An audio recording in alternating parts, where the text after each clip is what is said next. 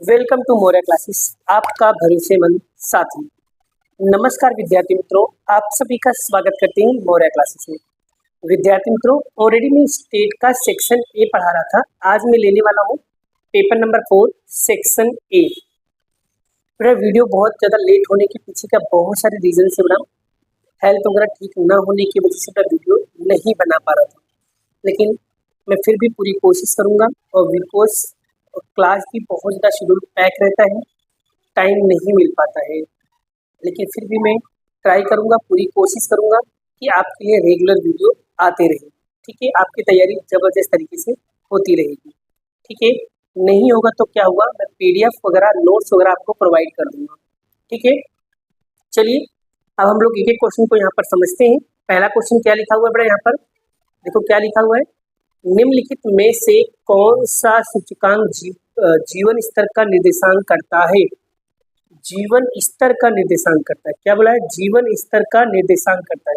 तो इसका option number D is the correct answer. Answer आएगा जीवन निर्वाह का खर्च का सूचकांक। इसी से पता चल जाएगा, थोड़ा सा लॉजिक लगा लेने का। क्वेश्चन में क्या दिया? जीवन स्तर दिया है, तो जीवन स्तर से बन जाएगा जीवन निर्वाह का खर्च का सूचकांक। ठीक है, चलिए क्वेश्चन नंबर 2 की बात करते हैं बेटा। क्वेश्चन नंबर 2 में क्या ही लिखा हुआ है?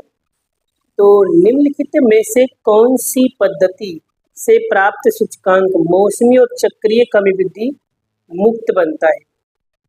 तो इसके अंदर क्या आएगा बेटा? इसमें आएगा ऑप्शन नंबर डी, पारंपरिक आधार की विधि। पारंपरिक आधार की विधि। क्वेश्चन नंबर 3 देखो क्या लिखा है बेटा। क्रमांक सहसंबंध की विधि में यदि दो चलों का क्रम एक दूसरे के विपरीत क्रम में हो तो क्रमांक सहसंबंध गुणांक आर की कीमत क्या होगी बेटा? याद रखना, आर की कीमत -1 होगी। आर की कीमत क्या होगी? -1 होगा जब एक दूसरे के विपरीत होगा तब। क्वेश्चन 4 क्या लिखा है बेटा? विकर्ण आकृति के सभी बिंदु एक ही रेखा पे स्थित हो, यानी विकर्ण आकृति के सभी बिंदु अगर एक ही रेखा पे स्थित हो तो सहसंबंध गुणांक आर की कीमत क्या होगी? याद रखना, उत्तर 1 से -1 के बीच में होता है। ठीक है, आगे 5वां, नियत संबंधांक पदों का उपयोग सर्वप्रथम किस आंकड़ा शास्त्रीय ने किया था? मतलब नियत संबंधांक पदों का उपयोग सर्वप्रथम किस आंकड़ा शास्त्रीय ने किया था? मतलब किस अर्थशास्त्री ने किया था बेटा? ठीक है, यहाँ पर क्या आएगा? किस अर्थशास्त्री ने इसको किया था बेटा? तो इसका आंसर आएगा ऑप्शन नंबर बी, यानी कि सर फ्रांसिस गाल्टन ने किया था। ठीक है बेटा, सर फ्रांसिस गाल्टन ने किया था। Option number B. छठा क्वेश्चन क्या है बेटा? इसे भी हम लोग समझ लेते हैं और इजीली फाइंड करेंगे, टेंशन लेने की जरूरत नहीं है। ठीक है, क्वेश्चन 6 क्या लिखा है बेटा? यदि u x माइनस 15/10 v, तो यहाँ पर आएगा, ये यहाँ पर होगा v, तो यानी कि v बराबर y - 50/2, तो VUV 7.5 है। VUV कितना दिया है? 7.5 दिया। सॉरी, ये VUV नहीं था, ये यहाँ पर एक मिस्टेक है बेटा सवाल में। यहाँ पर आएगा XY। क्या आएगा? y और x। यहाँ पर ये अभी क्या करना है? ज्ञात करना है। तो बड़ा अभी यहाँ पर ध्यान से सीखिए बड़ा, u बराबर x - 15/10। ठीक है, v बराबर y - 50/2, तो VYX बराबर 7.5। ठीक है, तो BUV ज्ञात करना है। बड़ा इसके लिए एक छोटा सा सिंपल एक लॉजिक, एक सिंपल सवाल, फॉर्मूला। बड़ा फॉर्मूला क्या लिखेंगे? तो VYX बराबर VU इंटू CY अपॉन में CX। अब यहाँ पर ध्यान दीजिए, आपके पास तो VYX आपको दिया हुआ है, VUV आपको फाइंड करना है, और आपको CX और CY आपको बताना है क्या है। तो कैसे पता करोगे बेटा? तो ये जो नीचे ये V के साथ में हमेशा क्या होता है? CY होता है, और U के साथ में हमेशा क्या होता है? X दिया, तो यहाँ पर क्या होगा? CX होगा, यानी ये होगा आपका CX और ये हो जाएगा आपका CY। बस, तो बी वाई एक्स की वैल्यू आपको कितना दिया है 7.5 दिया है, बराबर B U V into C Y कितना दिया है 2 और सी एक्स कितना दिया है 10। बोले यहाँ तक क्लियर। अब हम ये तो मल्टीप्लाई में दिया बड़ा, ये उधर साइड जाएगा तो रेसिप्रोकल हो जाएगा। ये 7.5 का मल्टीप्लाई 10 डिवाइडेड बाय क्या करेंगे 2, यहाँ पर आएगा वी यू वी। अब आपको करना क्या है बेटा, एकदम सिंपल सा लॉजिक है। 7.5 में हमें क्या करना है, गुणा करना है, यानी 7 पॉइंट करो 7.5 गुणे 10 करो तो कितना होगा 775 और उसको 2 से डिवाइड करो बेटा, सॉरी बेटा 7.5 का गुणा 10 में करेंगे 75 आएगा, यानी 75 भागे 2। तो जब इसको हम 2 से डिवाइड करेंगे बेटा तो यहाँ पर आएगा 37.5। क्या आएगा 37.5 क्या होगा इसका राइट आंसर होगा। इस तरीके से अगर हम इसको सॉल्व करेंगे तो बढ़िया तरीके से आपको समझ में आ जाएगा। देखो एमसीक्यू भी है तो आपको प्रैक्टिस तो करनी पड़ेगी कि 20 में से 20 नंबर आपको यही दिलाएंगे। और मैं जब भी कोई भी चीज़ें समझाता हूँ पूरा स्ट्रेटेजी के साथ बताता हूँ। देखो 10 चीज़ों पे मत भागो, खाली ऐसे टॉपिक करो जो तुम्हारे ज़्यादा काम आने वाले, जो तुम्हारे नंबर और स्कोरिंग को बढ़ा सकते हैं।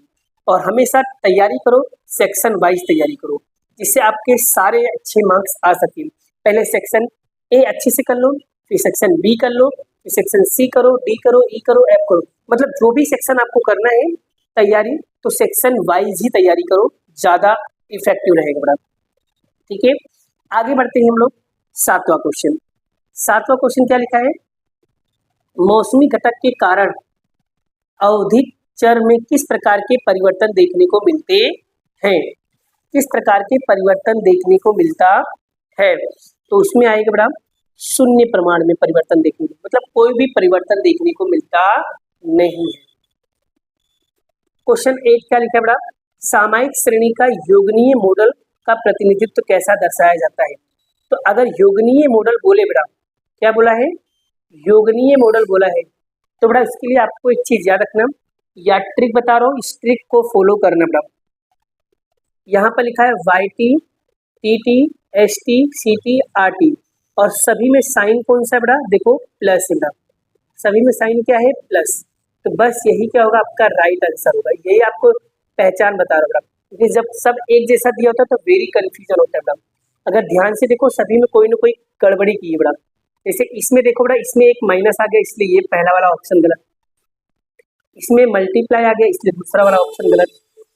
अब यहाँ पर देखो इसमें एस टी लिखा है, सी टी लिखा है, आर टी लिखा है, ठीक है, पर टी टी नहीं लिखा, तो यहाँ पर इसलिए ये वाला ऑप्शन भी क्या हो गया, गलत हो गया। तो इस तरीके से पहचान करने का, देखो ये चीज कब आपको आएगा बेटा, जब आप बढ़िया तरीके से बार बार रिवाइज करोगे तभी आपको ये सारी चीजें कवर होगा। डन, आगे बढ़ते बेटा। अब यहाँ पर क्या लिखा है 9वां, यदि P ओब्लिक B बराबर PA और B ओब्लिक A बराबर PB हो तो ये घटना A और B क्या कहलाएगी।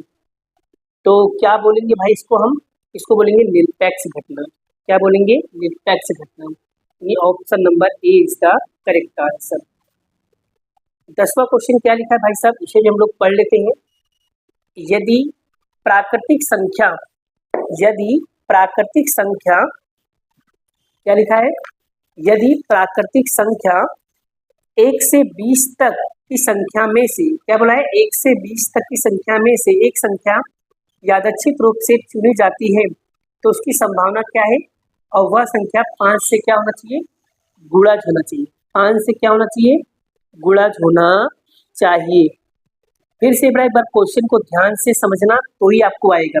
यदि प्राकृतिक संख्याओं 1 से 20 के बीच में संख्याओं में से एक संख्या यादृच्छिक रूप से चुनी जाती है, वह संख्या क्या है, और वह संख्या 5 से क्या होगी, गुणज होगी। 5 से क्या होगी, गुणज होगी। तो किस तरीके से निकालोगे बेटा, पहले वो बताइए मुझे। तो सबसे पहले यहाँ पर मैं आपको बता देना चाहता हूँ बेटा, 1 से 20 तक की संख्या बुलाए। तो बेटा पहले सबसे पहले तरीका क्या होगा बेटा, 1 से 20 तक के मतलब 1 नहीं लेंगे 20 नहीं लेंगे, दोनों के बीच का क्या बोला है, बीच का बोला है, यानी 2 3 4 5, 6, 7, 8, 9, 10, 11, 12, 13, 14, 15, 16, 17, 18, 19। यानी 1 से 20 के अंदर लिया, तो 1 और 20 के अंदर आ गया संख्या अपनी। अब ये संख्या कितनी संख्या होंगी टोटल? 1, 2, 3, 4, 5, 6, 7, 8, 9, 10, 11, 13, 14, 15, 16, 17, 18। यानी n बराबर कितना आ गया भाई साहब? 18 आ गया। ठीक है, अब उसने क्या बोला भाई? 5 से गुणा जो 5 की गुणा को मतलब कि 5 के पहाड़े में आने वाली संख्या बताइए। तो भाई सपोज मान लीजिए 5 के आने वाले पहाड़े, तो मान लो यहाँ पर सपोज मान लो सूत्र लिख रहा हूँ m/n। तो बताओ 5 के पहाड़े में कौन कौन सी संख्या आएगी? तो 5 के पहाड़े से बड़ा एक तो 5 आएगी, ठीक है, एक तो 10 आएगी और एक तो 15। ये 3 संख्या यानी कि 5, 10, 15, ये 3 संख्या ऐसी जो 5 के पहाड़े से कटेंगी। यानी कि यहाँ पर हम लिखेंगे टोटल 3/18। कट करो, 3 एकम 3, 3 6 18, मतलब 1/6 क्या होगा? इसका राइट आंसर होगा। 1/6 क्या होगा? इसका राइट आंसर होगा। आई होप, आशा करता हूँ बड़ा आपको ये चीजें बहुत ही बढ़िया तरीके से समझ में आ रहा है। अगर वीडियो सच में बड़ा बहुत मजा आता है, सारे कॉन्सेप्ट समझ में आते हैं, तो वीडियो को जरूर लाइक करिएगा। बड़ा बहुत ही डेडिकेशन आपके लिए वीडियो को शूट करता हूँ, ठीक है। बड़ा आपके लाइक और मोटिवेशन से बड़ा बहुत ज़्यादा मोटिवेशन मिलता है, जिसके लिए मैं आपके लिए वीडियो बना पाता हूँ। बड़ा जब आप लोग मेरी वीडियो को नहीं देखोगे तो मैं वीडियो बना के क्या ही करूँगा। इसलिए भी बड़ा कभी कभी ऐसा भी होता है कि वीडियो क्या ही बनाऊँ जब वीडियो देखता ही कोई नहीं, तो ठीक है। तो बड़ा अगर आप लोगों को समझ में आता है, ठीक है, सब चीज़ें क्लियर होती है, तो बताने में क्या ही जाता है बड़ा, ठीक है। आप तो अपना काम कर लोगे, सेल्फिश मत बनिएगा, हमेशा एक दूसरे के सपोर्टिव बनिएगा, जिंदगी तभी आपकी सफल होगी बेटा, ठीक है। चलिए अब यहाँ पर हम बात करते हैं 11 नंबर का क्वेश्चन। एक द्विपदी वितरण n बराबर 8 और q बराबर 3/4 हो तो मध्य मतलब माध्य की क्या होगी? कीमत कितनी होगी? माध्य की कीमत कितनी होगी, ऐसा पूछा है। माध्य की कीमत कितनी होगी? फिर से यहाँ पर लिखा द्विपद वितरण में, एक द्विपद वितरण में n बराबर 8, ठीक है, n बराबर 8 और q बराबर 4/3 हो, 4/3 हो, तो मध्य कीमत कितना होगा? तो इसका राइट आंसर आएगा option number B is the correct answer. आगे बढ़ते बढ़ा हम लोग नेक्स्ट क्वेश्चन 12वां। n बराबर 10 प्राचर वाला कीमत सम्मित द्विपदी वितरण के निम्नलिखित कौन सा माध्य कीमत हो सकता है? तो बड़ा इसको कैसे सोल्व करेंगे? तो यहाँ पर देखो बड़ा, तो याद रखना, अगर n बराबर कितना दिया है आपको? 10, तो यानी n बराबर यहाँ पर थोड़ा n बराबर आपको दिया है 10, ठीक है, ठीक है। अब आगे मध्य कीमत बताया, देखो, और p आपका हो जाएगा 0.5, ठीक है। तो हमको निकालना माध्य, माध्य मतलब NP, n कितना दिया है 10 और p कितना दिया है 0.5, दोनों का गुणा करो तो कितना आएगा आंसर? 5 है। देखो बड़ा, तो यहाँ पर जो NP दिया है बड़ा, NP यानी n बराबर 10 हो जाएगा और p बराबर 0.5, दोनों को मल्टीप्लाई करो कितना आएगा? 5 आएगा। तो याद रखते ये जो 5 आया बड़ा, ये आपका फाइनल आंसर नहीं है। अब आपको ये देखना है कि जो ये 5 जो आपको 5 दिया है, ये 5 से छोटी कोई कीमत दिया है ऑप्शन में? 5 से छोटी कीमत कोई दिया है? तो हाँ, ऑप्शन नंबर बी इसका क्या होगा? इसका करेक्ट आंसर। यानी 5 से छोटी कीमत जो होगी बेटा, वही क्या होगा? इससे इसका राइट आंसर कहलाएगा। ये चीजें याद रखना, ये एग्जाम में कई बार पूछा गया बेटा, बहुत इंपॉर्टेंट क्वेश्चन बेटा, बहुत ज्यादा इंपॉर्टेंट क्वेश्चन था। एक बार नहीं, 2 बार नहीं, 3 बार नहीं, 4 से 5 बार बोर्ड में पूछा गया है।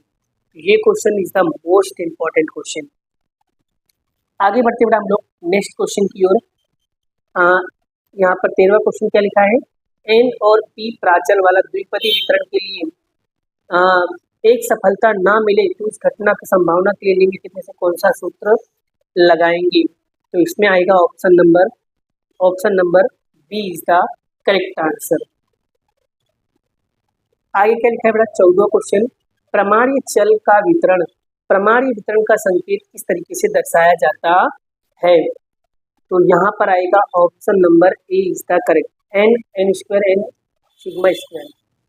फिर आगे, एक प्रमाणीय चल का माध्य प्रमाण विचलन मतलब सिग्मा, तो प्रमाणित चल जेड की कीमत कौन सा होगा।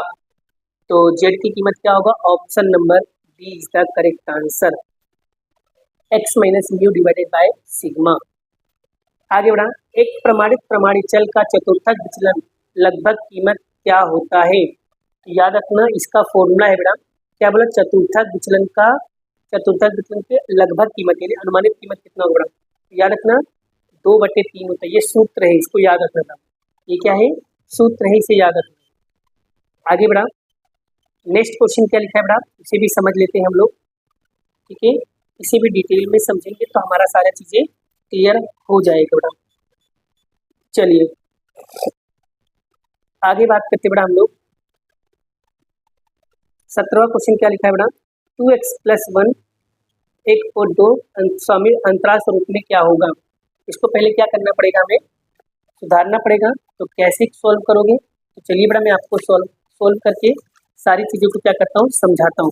एक एक पॉइंट को हम लोग डिटेल में समझेंगे तो ही हमें सारा चीज़ें क्या होगा, समझ में आएगा।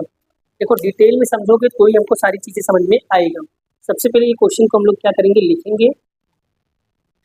देखो यहाँ पर सोल्व करते हो बेटा, 2x + 1 और <1/5, ठीक है। सबसे यहाँ पर जो प्लस है इसको पहले माइनस में कन्वर्ट करना होगा। तो 2x - 1 सॉरी -1 <1/5। अब देखो ना, क्योंकि ये -2 क्या, क्योंकि सूत्र के अकॉर्डिंग क्या है, x - a < डेल्टा होता है, ये सूत्र होता है इसका, इसलिए यहाँ पर कंपलसरी क्या होना चाहिए, माइनस होना चाहिए। ये कर दिया बेटा हमने, ठीक है।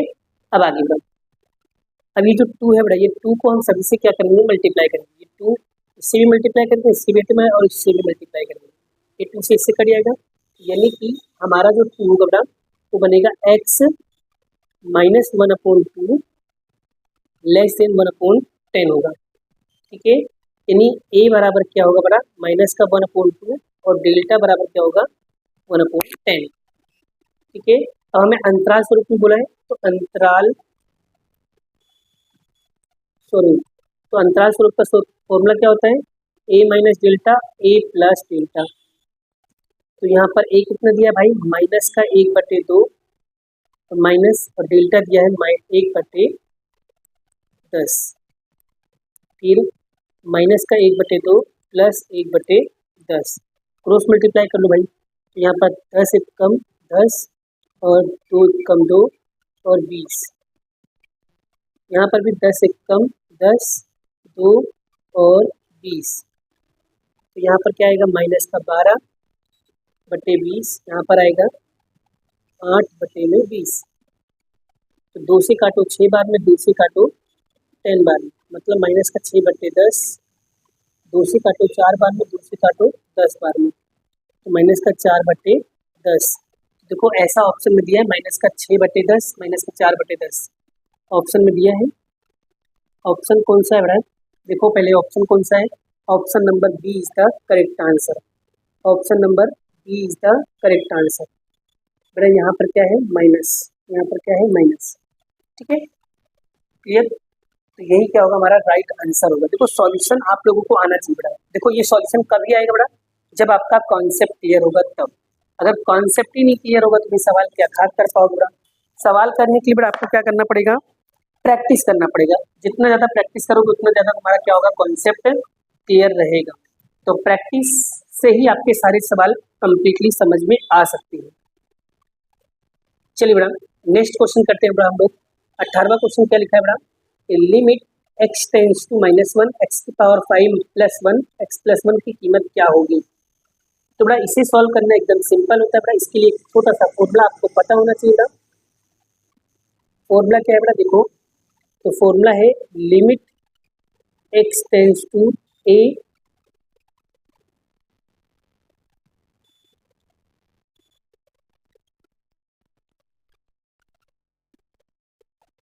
क्या है यहाँ पर x की power n minus a n, फिर यहाँ पर आएगा x माइनस a, ये फॉर्मूला। इससे से क्या बनेगा बेटा, इससे बनेगा क्या, इससे क्या बनेगा, फॉर्मूला क्या बनेगा, इससे बनेगा बेटा N A N minus one, ये फॉर्मूला इसका बनेगा। तो बस यही तरीका, यहाँ पर साइन क्या है बेटा, माइनस है तो माइनस होना चाहिए बेटा। तो देखो limit x tends to minus one और x की पावर 5 प्लस वन और x प्लस वन, तो पहले यहाँ पर माइनस करना पड़ेगा, तो लिखेंगे x की पावर 5 माइनस माइनस वन, यहाँ 5 है तो यहाँ पर भी क्या होगा 5, तो x माइनस माइनस वन। अब देखो ध्यान से, यहाँ पर देखो x x x 3 बार है तो यहाँ पर भी देखो x x x 3 बार हो गया, यहाँ पर a 3 बार है तो यहाँ पर 1 1 1 3 बार है।